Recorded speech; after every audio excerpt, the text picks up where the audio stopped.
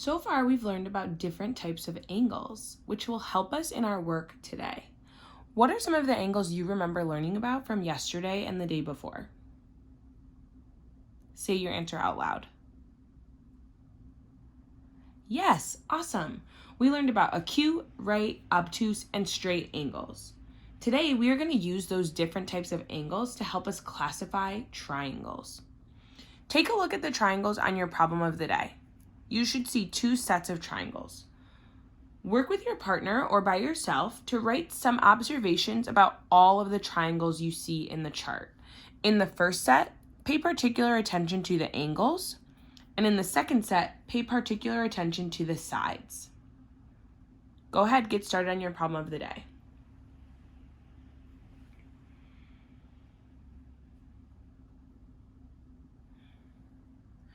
What did you observe about this triangle?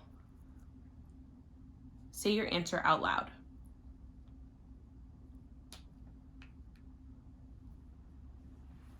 Yeah, this triangle has all acute angles. And we know acute angles are less than 90 degrees. The middle triangle has that special angle, we know what that's called a right angle. And then the third triangle has an obtuse angle, which means it's greater than 90 degrees. All of these triangles are classified by two names.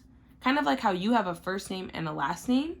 One name tells us their angle and one name tells us about their sides. So first, we will classify these triangles by their name.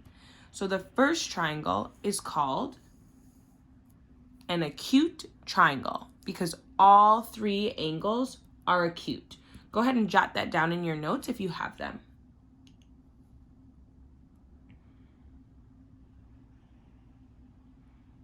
You will often see acute triangles have the little circles here that show you that those angles are less than 90 degrees.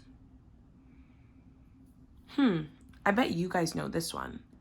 We already said that that is a right angle. So how do you think we classify this triangle? Say you're thinking out loud. Nice, so smart. That's right. This is called a right triangle.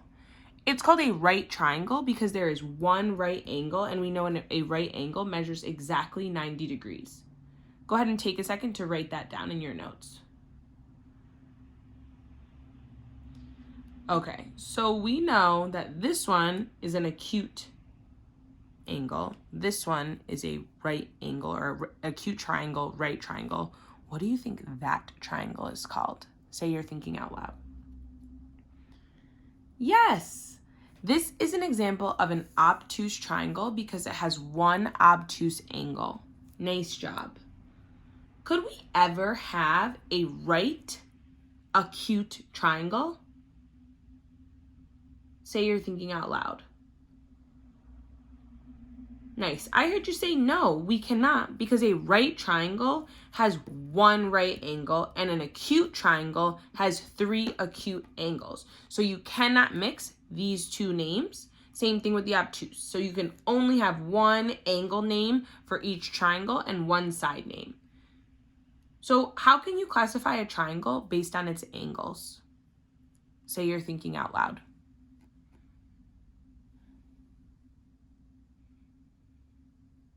Beautiful. I heard you say you can look at the angles and think, what do we notice about them? We know that if there is one right angle, we have a right triangle. If we have one obtuse angle, we have an obtuse angle. If we have three acute angles, we have an acute triangle. Nice job. So we want to think to ourselves, what do I notice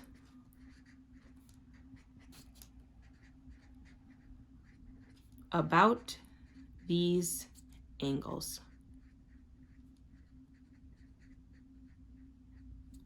Nice job.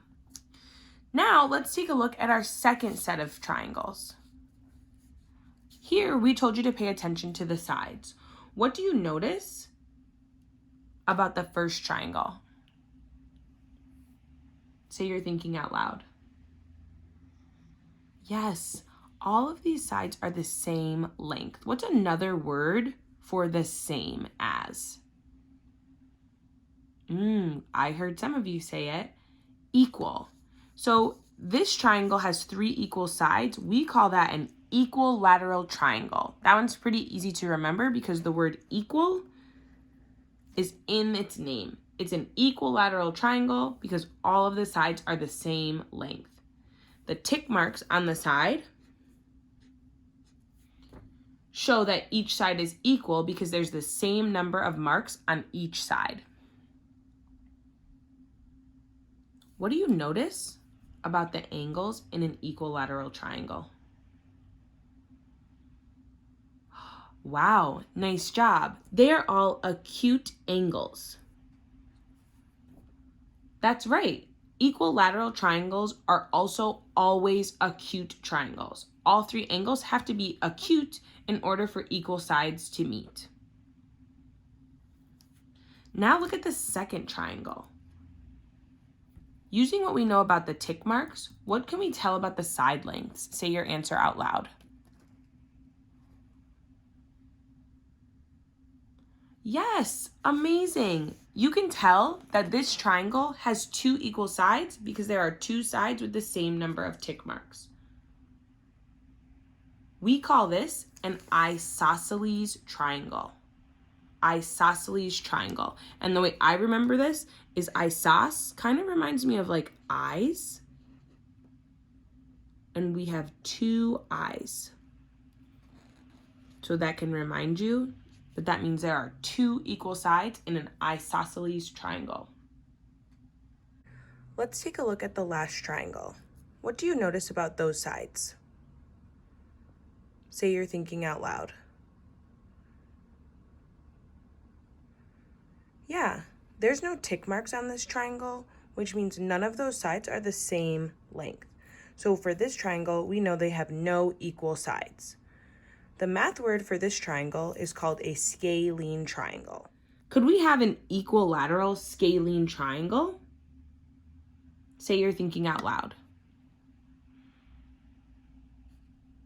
Yeah, nice thinking. We cannot have an equilateral scalene triangle because an equilateral triangle has 3 equal sides and a scalene triangle has no equal sides.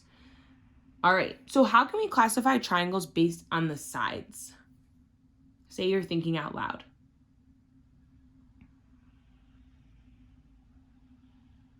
Smart. I heard you say we can look at the triangles and think about what we notice about the sides. We know that 3 equal sides makes an equilateral triangle. We know that 2 equal sides makes an isosceles triangle. And no equal sides makes a scalene triangle. Nice job. So we can classify these triangles by thinking, what do we notice?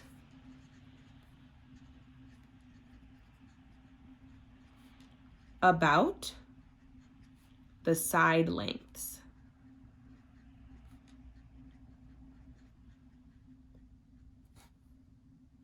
And using the definitions to help us. Keep this in mind while you do your workshop and independent practice today. Nice job.